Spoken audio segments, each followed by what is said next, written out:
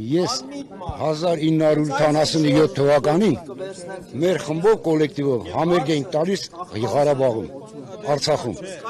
90-ականներից Քոչարյանը կոմսոմոլի քարտուղար էր, Ես 87 թվականին համերգ էինք տալիս, Քոչարյանը տրիկոտաժի գործարանում կոմսոմոլի քարտուղար էր։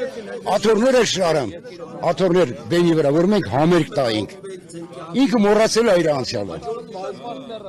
Որ ինքը աթոռ շարե, այսօր եկել է մարդկանց գլուխները կերել է, հերիք չի։ Եկել է հիմա էս ազգն ուզում հեղաշրջի։ Թողեք մեր ոտի են կանգնեմ, միշտ ոտի վրա կանգնենք։ Թողեք ոտի վրա կանգնենք։ Մոռաց թող չմոռանա իր անցյալ, ես կարամ իր դեմն ասել։ Չի կարել ախպեր։ Բայց Փաշինյանին էլ մեղադրում են Արցախի կորստի, այդքան զոհերի համար։ Դու ինչով կբնութագրես, ոնց կհամոզես ինձ։